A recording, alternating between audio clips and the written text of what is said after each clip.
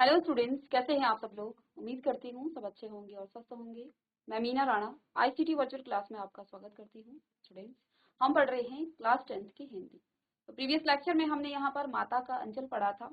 इसी चैप्टर का हम आज थोड़ा सा समरी पढ़ेंगे और उसके बाद इसके क्वेश्चन आंसर सॉल्व करेंगे। तो देखिए, शिव पूजन सहाय जी ने हिंदी साहित्य में जो है प्रसिद्ध इनकी ये जो है लेखन है और ये रचना है। उनका जन्म सन 1893 में बिहार के शाहाबाद जिले में हुआ था। ठीक है, उन्होंने हिंदी गद्य लेखन में महत्वपूर्ण योगदान दिया था और कहानी, निबंध, उपन्यास और संस्मरण आदि विधाओं में लेखन किया था। उनकी रचनाएं सरल भाषा में मार्मिक और मानवीय संदेश संवेदनाओं से ओतप्रोत है। ठीक है, और माता का अंचल उनकी चर्चित रचनाओं में से एक है। उनकी भाषा सहज, सुंदर और भावपूर्ण है। शिव पूजन सहाय को उनकी लेखन शैली के लिए जो है विशेष रूप से याद किया जाता है। उनका निधन सन 1963 में हुआ था। ठीक है, तो ये लेखक हैं जिनका परिचय हमने यहाँ पर पढ़ा। इसके बाद देखिए आपके पाठ में क्या क्या चीजें थी।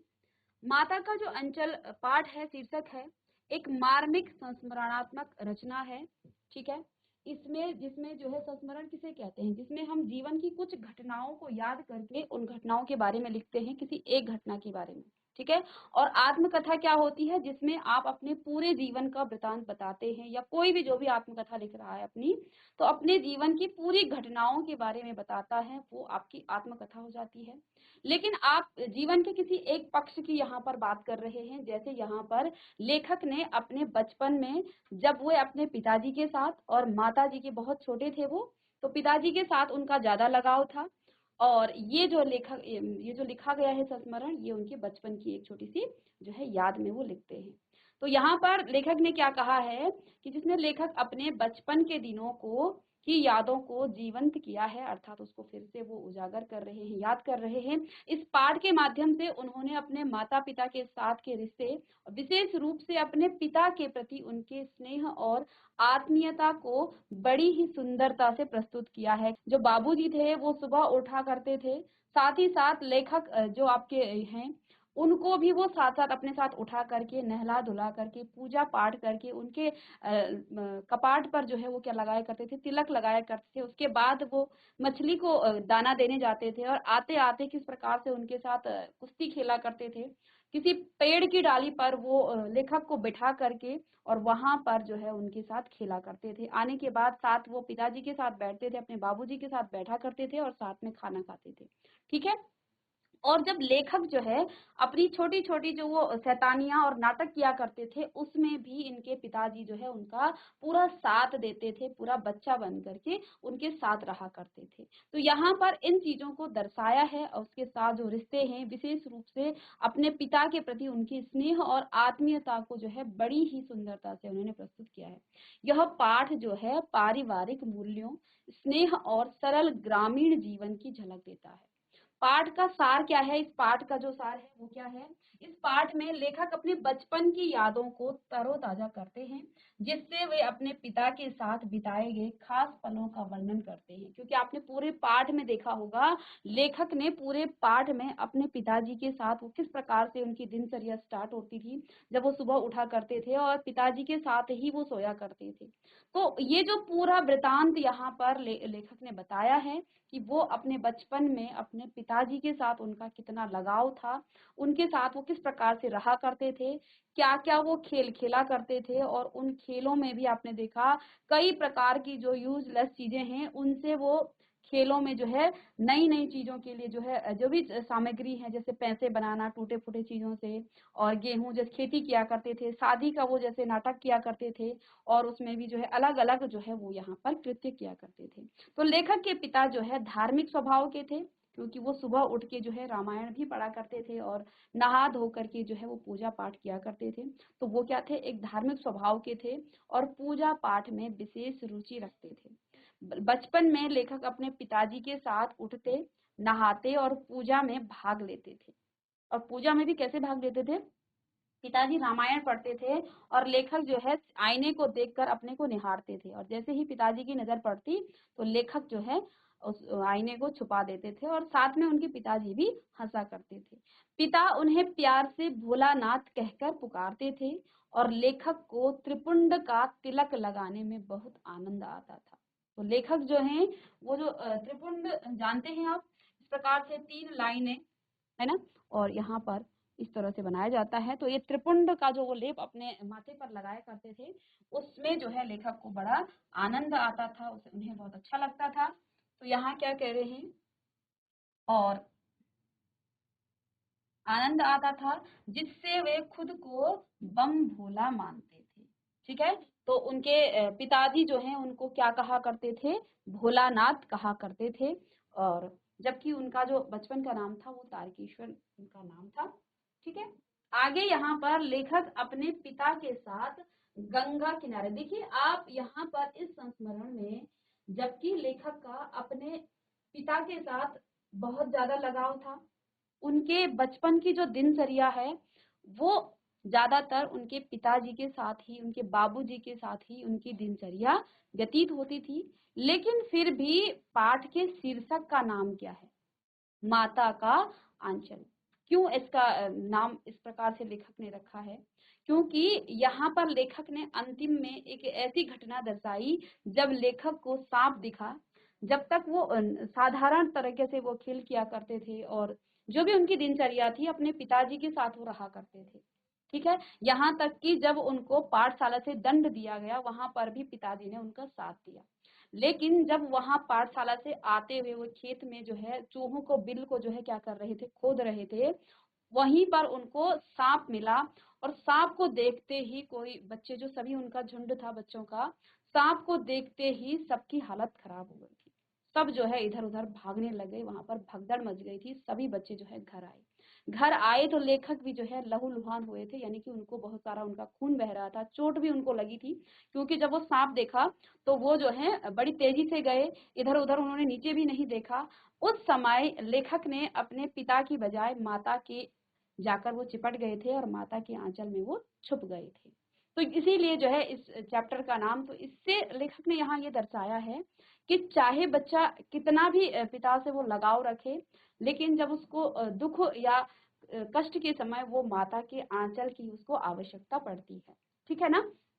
तो लेखक ने अपने पिता के साथ गंगा किनारे मछलियों को आटे की गोलियां भी खिलाने जाते थे, जहां वे पिता के कंधे पर बैठे रहते थे। पिता के साथ वे घरौंदा बनाने, मिठाई की दुकान सजाने और खेती जैसे खेलों में भी क्या थे, शामिल होते थे।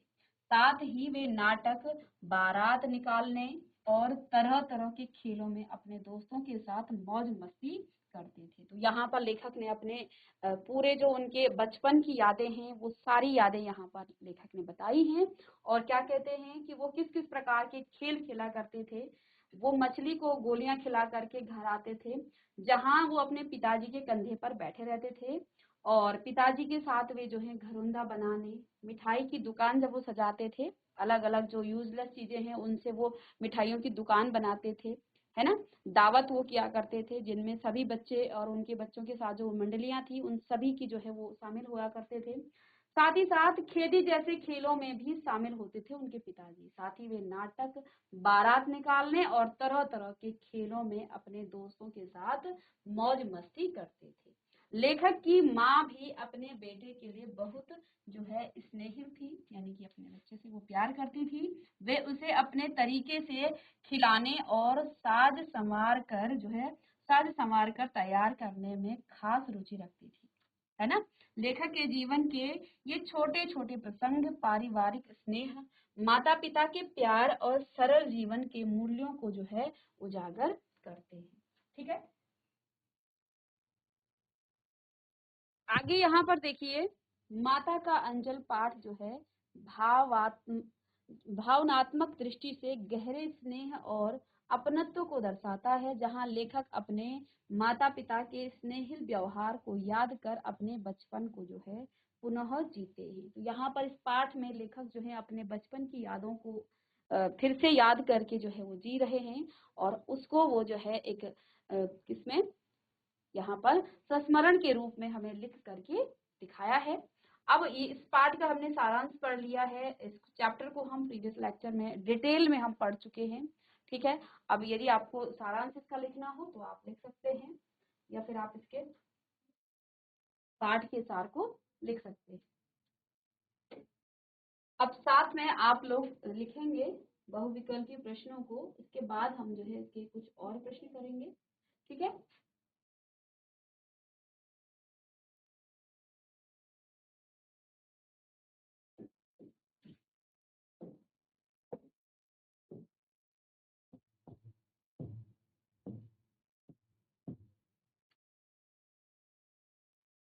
तो इसमें पहला प्रश्न है, सभी बच्चे लिखेंगे इसको। पहला प्रश्न है, बहुविकल्पीय प्रश्न है। पहला प्रश्न है, लेखक के बचपन का क्या नाम था? लेखक के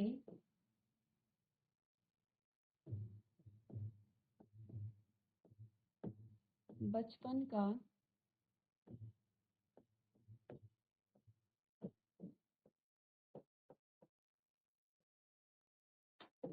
क्या नाम था? ठीक है, लेखक के बचपन का क्या नाम था? चलिए, यहाँ पर आपको, क्योंकि बहुविकल्पीय प्रश्न है, तो बहुविकल्पीय प्रश्न के आपको यहाँ पर 4 इसके विकल्प दिए जाएंगे। तो क्या नाम था उनका? पहले विकल्प में जैसे आपको लिखा है मंजूनाथ, ठीक है। दूसरे विकल्प में आपको दिया है जैसे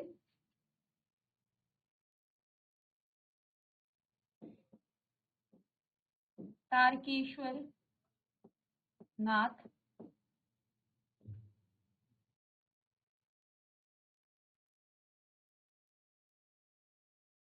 तीसरा विकल्प है यहाँ आपके पास दिया हुआ हरिहर नाथ, और चौथा विकल्प दिया है श्रीनाथ। चलिए, सभी बच्चे इसका आंसर लिखेंगे। तो लेखक के बचपन का नाम क्या था?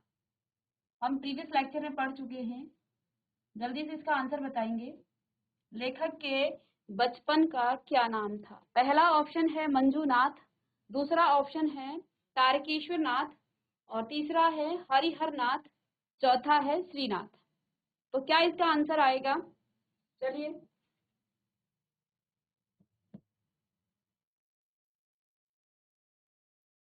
तो यहाँ पर इसका उत्तर क्या हो जाएगा? इसका उत्तर हो जाएगा सेकंड, यानी कि तारकेश्वर नाथ।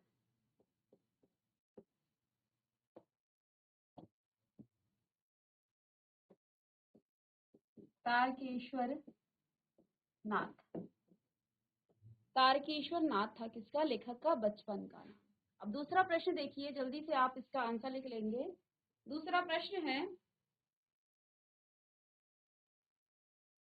तो जब वो खेती किया करते थे बच्चे, तो दो बच्चे, क्योंकि वो अलग अलग खेल जो वो खेला करते थे, जिसमें वो नाटक किया करते थे, बच्चे कह सकते हैं या लड़के कह सकते हैं, या दो बच्चे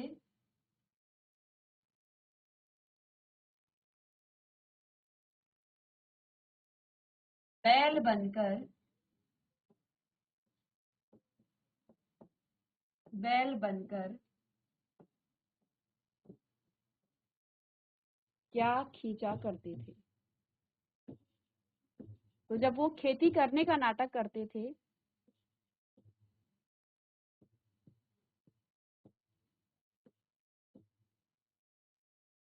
दो बच्चे बैल बनकर, या दो लड़के बैल बनकर क्या खींचा करते थे? ठीक है, अब इसके कुछ ऑप्शन दिए गए हैं, कुछ विकल्प यहाँ पर दिए हैं। पहला विकल्प है बैल बनकर क्या वो गाड़ी खींचते थे, या मैं इसको सीधे गाड़ी लिख लूं, गाड़ी, ठीक है। हल, तीसरा ऑप्शन है गाड़ी खींचते थे, हल खींचते थे, मोट खींचते थे, या फिर लकड़ी। चलिए सभी लिखेंगे। दो बच्चे या दो लड़के बैल बनकर क्या खींचा करते थे? पहला ऑप्शन है गाड़ी, दूसरा है हल, तीसरा है मोट या लकड़ी। तो यदि आपने प्रीवियस लेक्चर में चैप्टर को अच्छे से पढ़ा है तो वो क्या खींचा करते थे? तो यहाँ पर उत्तर आप लिख सकते हैं, नीचे लिखिए या आप नीचे लिखेंगे। उत्तर हो जाएगा इसका थर्ड, यानी कि मोट। तो दो लड़के मोट खींचा किया। चलिए इसको आप नोट कीजिए। इसके बाद नेक्स्ट है तीसरा प्रश्न।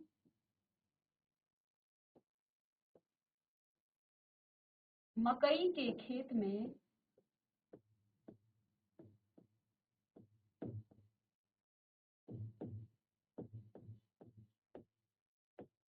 किसका झुंड था? मकई के खेत में किसका झुंड था? या झुंड था, या वो झुंड क्या कर रहा था? वहां पर चर रहा था, झुंड चर रहा था। ठीक है, तो मकई के खेत में किसका झुंड चर रहा था? ऑप्शन है इसका पहला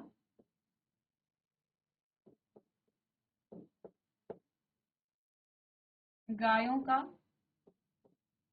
दूसरा ऑप्शन है आपका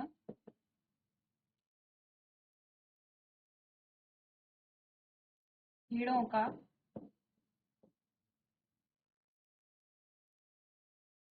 तीसरा है चिड़िया का,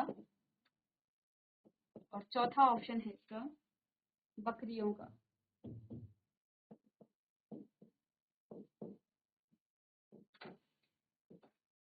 चलिए आंसर कीजिए इसका। गायों का, भेड़ों का, चिड़ियों का, चिड़िया नहीं, चिड़ियों आ जाएगा, चिड़ियों का लिखेंगे सब में, या फिर बकरियों का। चलिए जल्दी आंसर कीजिए इसका। तो मकई के खेत में किसका झुंड था? तो सभी जानते हैं इसका उत्तर। इसका उत्तर हो जाएगा चिड़ियों का, चिड़ियों का। ठीक है, तो दूसरा ऑप्शन इसका सही हो जाएगा, चिड़ियों का झुंड था। ठीक है, चलिए लिख लीजिए इसे।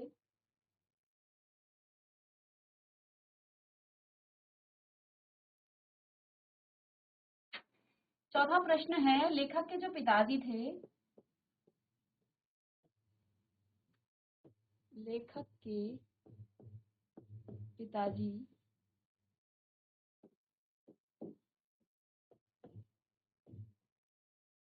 किसके भक्त थे? किसकी वो पूजा किया करते थे?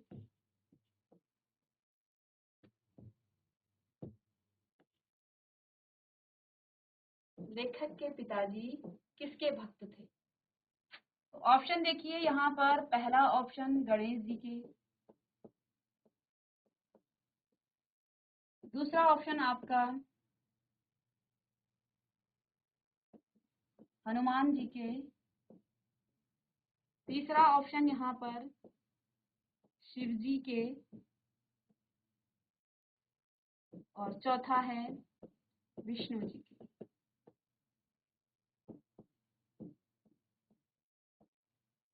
तो लेखक के जो पिताजी थे वो किसके भक्त थे? वो गणेश जी के भक्त थे, हनुमान जी के भक्त थे, या शिव जी के भक्त थे? चलिए जल्दी आंसर करेंगे सभी। किसके भक्त थे? अब आपने प्रश्न में जब हमने इस पाठ को पढ़ा तो वहां पर गद्य खंड को पढ़ते हुए आपने देखा कि लेखक के जो पिताजी हैं वो लेखक के माथे पर क्या करते थे? त्रिपुंड लगाया करते थे, है ना। और त्रिपुंड किसके माथे पर होता है? भगवान शिव के माथे पर त्रिपुंड होता है। अर्थात और वो जो है इसीलिए भोला को क्या बोलते थे, वो तारकेश्वर को क्या बोला करते थे, उनको वो भोलानाथ के नाम से पुकारा करते थे, है ना। तो यानी कि यहाँ से आप डायरेक्ट तो ऐसा कुछ लिखा नहीं था कि वो शिव जी के भक्त थे या किसके भक्त थे, लेकिन इससे हम जो है एक अनुमान लगा सकते हैं कि वो त्रिपुंड लगाया करते थे और वो क्या कहा करते थे, भोलानाथ कहा करते थे। तो यहाँ से हम क्या कह सकते हैं कि वो किसके भक्त थे, शिव जी के ही भक्त होंगे, है ना। तभी तो उनको इनकी तरह, शिव की तरह जो है वो क्या लगाया करते थे, त्रिपुंड लगाया करते थे। तो उसका उत्तर क्या हो जाएगा, शिव जी के। यहाँ उत्तर आप लिख लेंगे शिव जी के, शिव जी लिख सकते हैं आप यहाँ, हनुमान जी, विष्णु जी, तो किसके भक्त थे वो, शिव जी। एक बहुत ही इंपॉर्टेंट यहाँ पर हम इसको कह सकते हैं प्रश्न, कि जब भोलेनाथ को सांप दिखा तो तब भोलानाथ ने किसकी शरण ली। यहाँ आप लिख सकते हैं, प्रश्न है ये, सांप से डर कर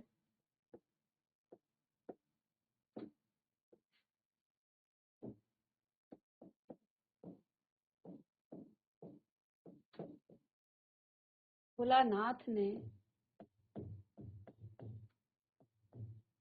किसकी शरण ली।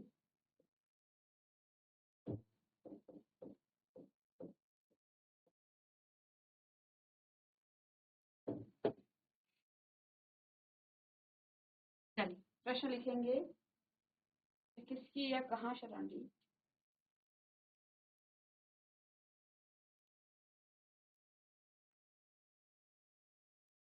तो यहाँ पर ऑप्शन देखिए, जब भोलानाथ जो है सांप से डर गए थे और जब वो सीधे सांप से डरने के बाद घर आए, तो वहां भोलानाथ ने किसकी शरण ली, विद्यालय की ली,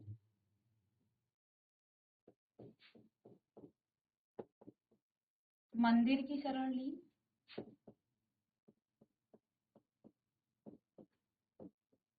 पिताजी की ली, या फिर माता के अंचल की।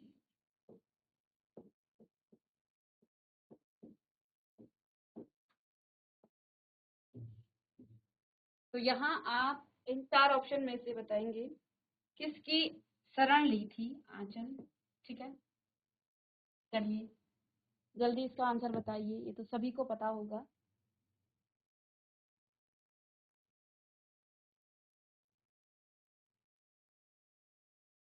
तो जब सांप से डर गए था भोलानाथ, तो उस समय भोलानाथ ने किसकी शरण ली, या किसकी शरण में वो गया, किसके पास गया, ये आप यहाँ इसका उत्तर लिखेंगे। तो इसका उत्तर बच्चों क्या हो जाएगा, माता के आंचल की। तो यहाँ पर उत्तर, इसका उत्तर हो जाएगा ऑप्शन नंबर। कई बार आप पेपर में जब बहुत जल्दी में होते हैं, बोर्ड पेपर में आपको बहुत कुछ लिखना पड़ता है, तो आप इस तरह से उत्तर लिख के ऑप्शन नंबर 4 भी लिख सकते हैं, या फिर इतना आपको प्रश्न दिया होगा, या फिर आप सीधे ऑप्शन 4 उत्तर करके और माता का अंचल भी लिख सकते हैं, ठीक है ना। कोशिश कीजिए आप पूरा लिखिए, क्योंकि कई बार आप जल्दी में जो है आगे पीछे कर लेते हैं, ठीक है ना। तो इस तरह से इन ऑप्शंस को आप आंसर कीजिएगा।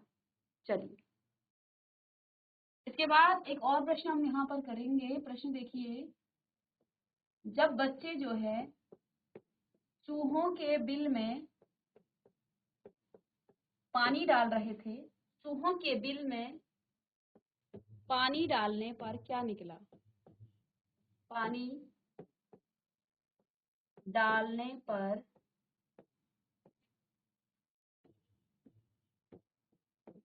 क्या निकला, चूहों के बिल में पानी डालने पर क्या निकला, क्या निकला भाई वहां से। पहला ऑप्शन आपके पास चूहा है, कि जब आपने चूहे, ठीक है।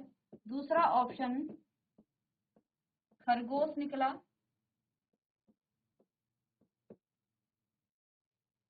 तीसरा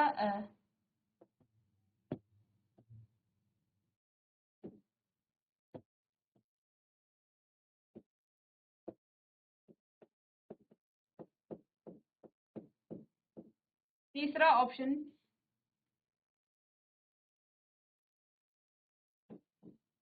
नेवला या फिर चौथा सांप। तो जब चूहों के बिल में क्या डाला गया, पानी डाला गया बच्चों की मंडली द्वारा, तो उस समय उस चूहों के बिल से क्या निकला? चलिए आंसर कीजिए जल्दी। चूहा निकला, खरगोश निकला, नेवला निकला या फिर सांप निकला? क्या निकला?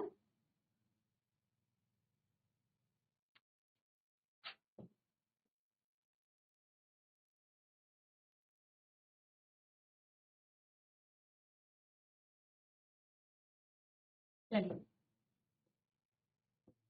सही आंसर है आपका सांप। तो इसका जो उत्तर है वो है सांप।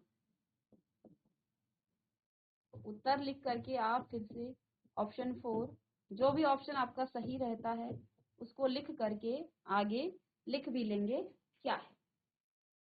ठीक है, चलिए नेक्स्ट प्रश्न है यहाँ पर।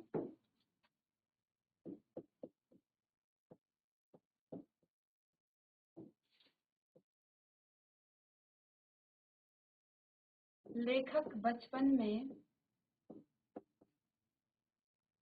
बाबूजी कह सकते हैं क्योंकि वो अपने पिताजी को बाबूजी ही कहा करते थे। बाबूजी के साथ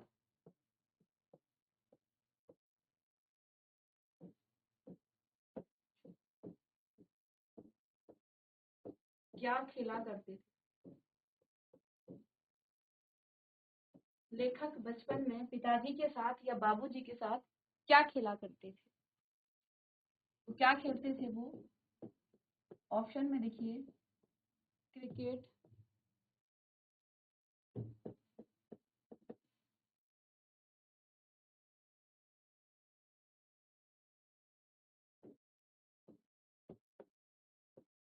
कबड्डी,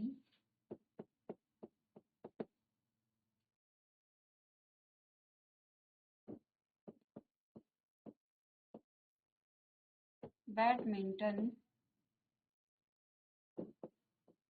या फिर कुश्ती। तो जब वो मछली को दाना दे करके वापस आते थे, कौन?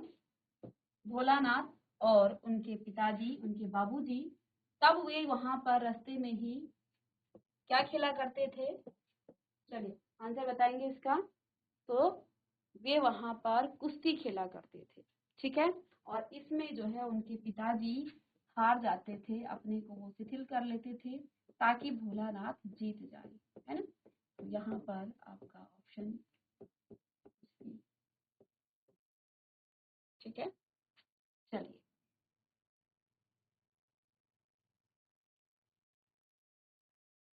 एक और प्रश्न है कि लेखक को उनके पिताजी क्या कहकर पुकारा करते थे? लेखक को पिताजी या बाबूजी, पिताजी क्या कहकर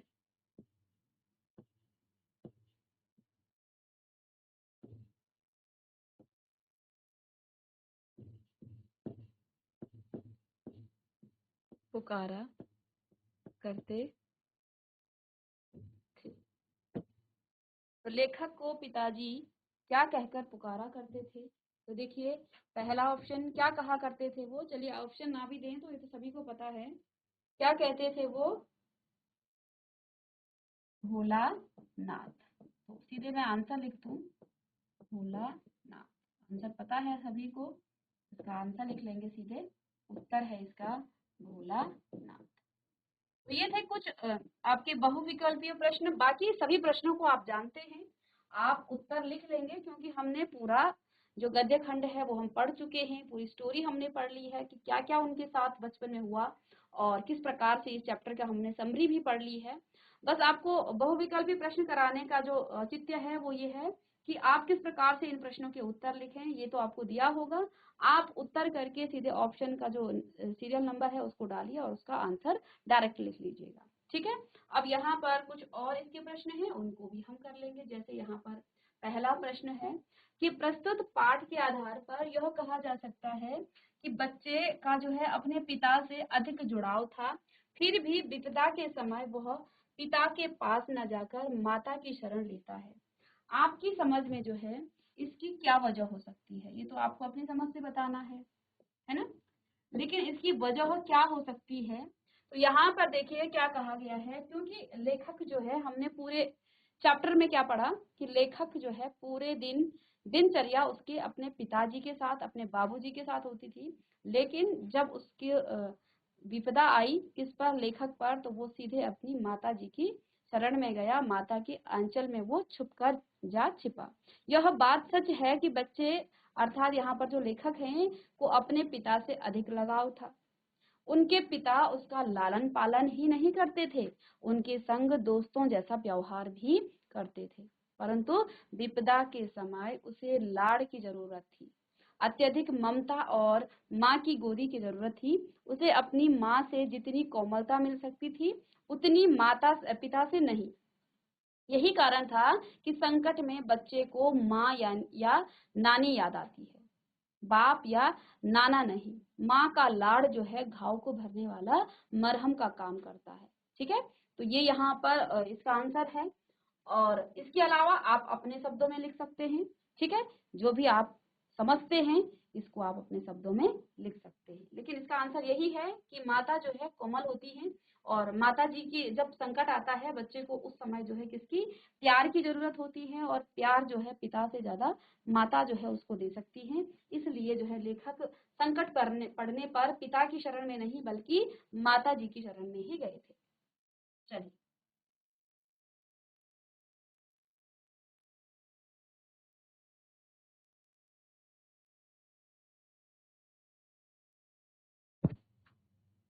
आगे देखिए, नेक्स्ट प्रश्न क्या है। पाठ में आए ऐसे प्रसंगों का वर्णन कीजिए जो आपके दिल को छू गए हैं। इन क्वेश्चन को हम प्रीवियस लेक्चर में कर चुके हैं, ठीक है। तो ये आपने कर दिया था कि पाठ का सबसे जो रोमांचक प्रसंग वो है जब एक सांप जो है सब बच्चों के पीछे पड़ गया था, ठीक है। और तब वे बच्चे किस प्रकार गिरते पड़ते भागते हैं और माँ की गोद में छिपकर सहारा लेते हैं। क्योंकि पहले से तो लेखक ने अपनी दिनचर्या बताई कि किस प्रकार से वो अपने बाबूजी के साथ जाया करते थे।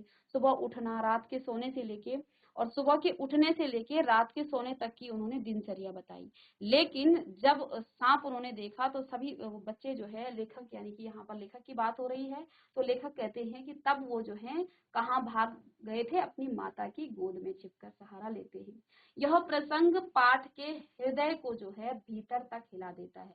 क्योंकि पहले से लेखक का जो लगाव है वो माता से था। विशेष रूप से बच्चे के पिता का मित्रता पूर्वक बच्चों के खेलने में शामिल होना मन को छू लेता है। यहाँ पर लेखक के जो पिताजी हैं वो जो है जिस प्रकार से बच्चे जो है नाटक का जो खेल खेला करते थे, और लेखक के जो पिताजी हैं वो हर बार जो है उनके खेल में जो है बच्चे बन जाते थे, वो भी जो है एक दिल छूने वाली जो यहाँ पर घटना हो सकती है, ये बात हो सकती है, ठीक है। जैसे ही बच्चे भोज, शादी या खेती का खेल खेलते थे, आप जानते हैं हमने जब गद्य खंड पढ़ा तो बच्चे जो है भोज किया करते थे, दावत किया करते थे, शादी का वो नाटक किया करते थे, और खेती का भी वो खेल खेला करते थे। बच्चे का पिता जो है यानी कि लेखक के जो पिता हैं वे भी जो है बच्चा बनकर उनमें शामिल हो जाता है। पिता का इस प्रकार बच्चा बन जाना बहुत ही सुखद अनुभव है जो सभी पाठकों को जो है गुदगुदा देता है, ठीक है। अब यहाँ पर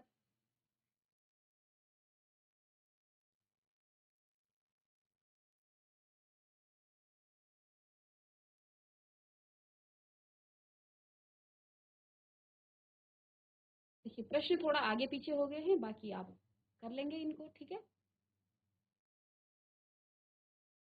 चलिए आगे है, भोलानाथ और उसके साथी के खेल और खेलने की जो सामग्री है, आपके खेल और खेलने की जो सामग्री है से वो किस प्रकार से भिन्न है। तो भोलानाथ और उसके साथियों के जो खेल और खेलने की जो सामग्री है वो हमारे खेल और खेल की सामग्री से जो है में जो है कल्पना से भी अधिक अंतर आ जाता है। कैसे? भोलानाथ के समय में जो है परिवार से लेकर दूर पड़ोस तक आत्मीय संबंध थे, अर्थात आपस में प्यार प्रेम था, उस समय की बात है। लेकिन बाहरी घटनाओं, अब जो है जिसमें खेलने की स्वच्छंदता थी, बाहरी घटनाओं अपहरण आदि का भय नहीं था। खेल की सामग्रियां बच्चों द्वारा स्वयं निर्मित थी, यानी कि जो भी वहां पर वेस्ट चीजें थी उनसे वो खेल खेला करते थे। घर की अनुपयोगी यानी कि जो प्रयोग में नहीं आती हैं उन्हीं वस्तुओं को जो है वो खेल की सामग्री बन जाती थी, जिससे किसी प्रकार की हानि की संभावना भी नहीं थी। धूल मिट्टियों से खेलने से जो है पूर्ण आनंद की उनको अनुभूति होती थी। न कोई रोक थी, न कोई डर था और न ही किसी का निर्देशन था। जो था सब जो है सामूहिक बुद्धि की उपज थी। तो इससे बच्चों का जो बौद्धिक विकास है वो भी हो जाता है। साथ ही साथ जो वेस्टेज चीजें हैं, जो जैसे प्लास्टिक हो गया, जो भी वेस्टेज घर में चीजें हैं उनसे ही वो क्या कर लेते थे, खेल किया करते थे। और आज का समय देखिए, आज समाज में मोबाइल फोन में ही खेल खेला जा रहा है।